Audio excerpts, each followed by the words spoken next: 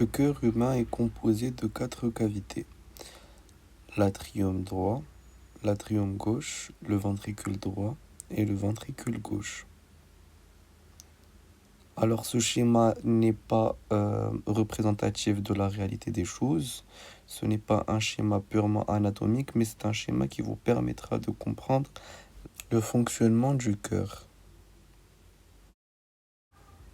Retenez que le cœur droit, c'est-à-dire l'atrium droit et le ventricule droit, est distinct du cœur gauche, c'est-à-dire l'atrium gauche et le ventricule gauche.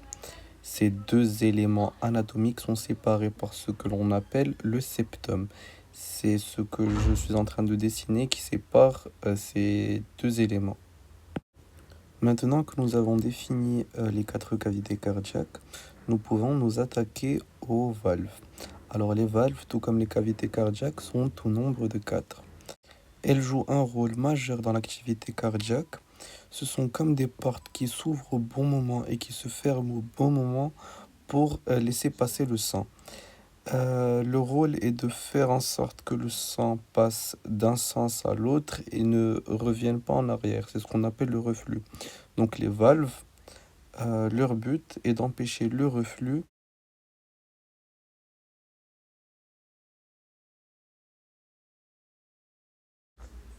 À présent, nous allons définir les 4 valves qui sont situées au niveau du cœur.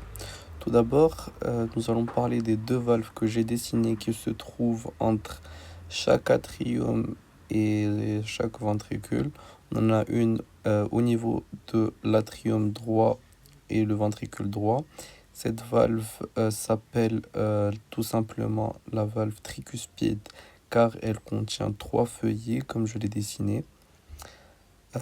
Cette valve va permettre au sang de passer de l'atrium droit au ventricule droit et puis va se refermer pour empêcher le reflux.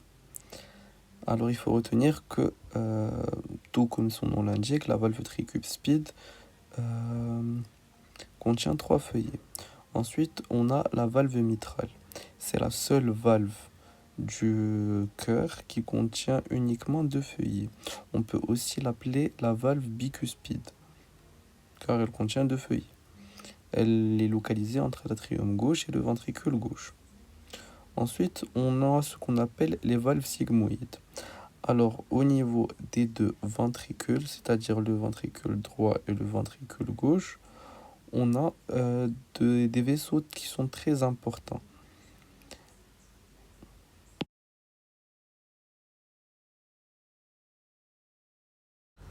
Au niveau du ventricule gauche, on a la plus grosse artère du corps humain, qui est l'aorte. C'est un énorme vaisseau qui sort du ventricule gauche. Et au niveau du ventricule droit, on a ce qu'on appelle l'artère pulmonaire.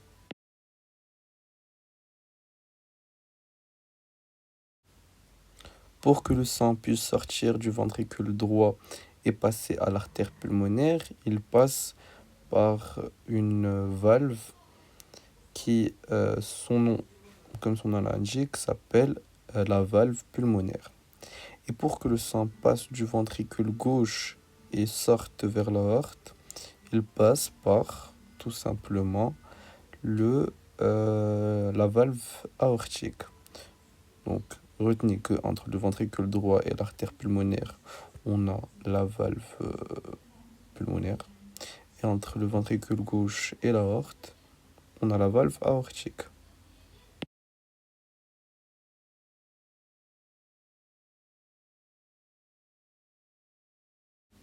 Voici les 2 valves sigmoïdes.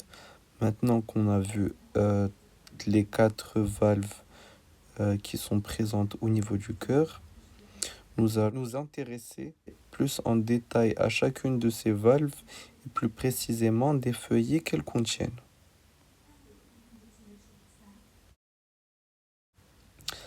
Nous allons commencer par la valve tricuspide. Alors, comme je vous l'ai dit précisément, on sait très bien que la valve tricuspide est localisée entre l'atrium droit et le ventricule droit. Et comme son nom l'indique, elle est composée de 3 feuillets. Alors, on va nommer ces trois feuillets qui composent la valve tricuspide.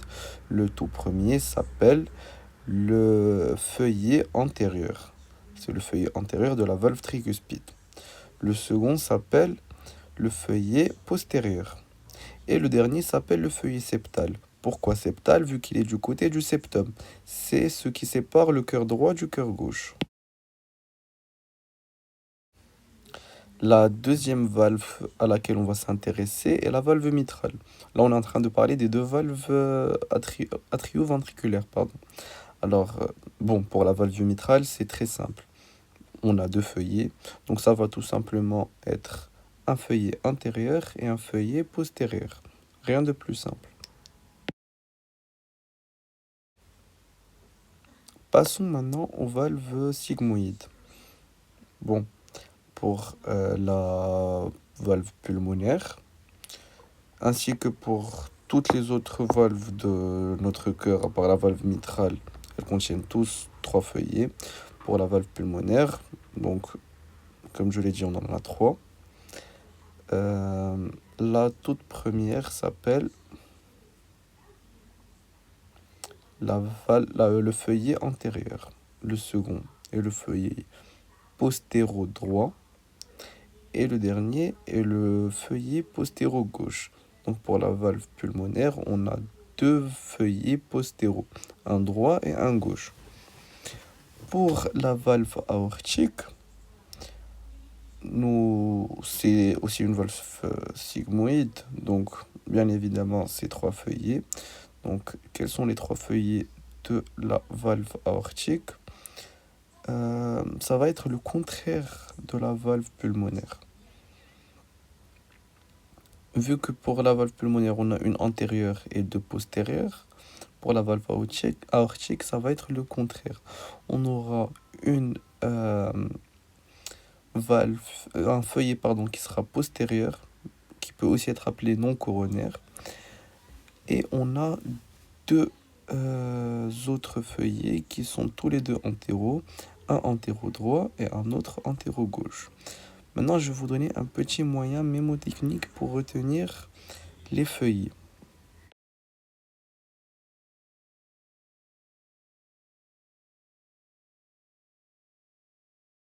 La valve pulmonaire commence par la lettre P.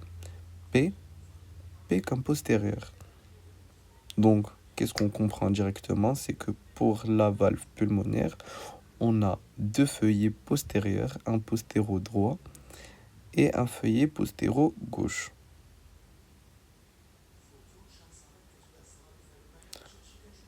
Quant à la valve aortique, aortique commence par la lettre A.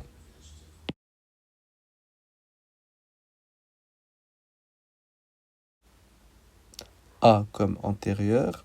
Ainsi, on comprend directement que la valve aortique possède deux feuillets antérieurs, un feuillet antéro-droit et un feuillet antéro-gauche. Donc pour pulmonaire, on a dit qu'on a un postéro-droit et un postéro-gauche, ce qui nous laisse, je vous laisse répondre. Si on a deux postéros, il reste quoi? Un antérieur. Et pour la valve aortique, on a deux antérieurs, donc un antéro-droit et un antéro-gauche. Qu'est-ce qu'il nous reste? Logiquement, un postérieur. Donc pour pulmonaire, on a un feuillet antérieur et deux postérieurs, un postérieur droit et un postérieur gauche. Et pour aortique, on a un feuillet postérieur et donc deux antérieurs, un antérieur droit et un antérieur gauche.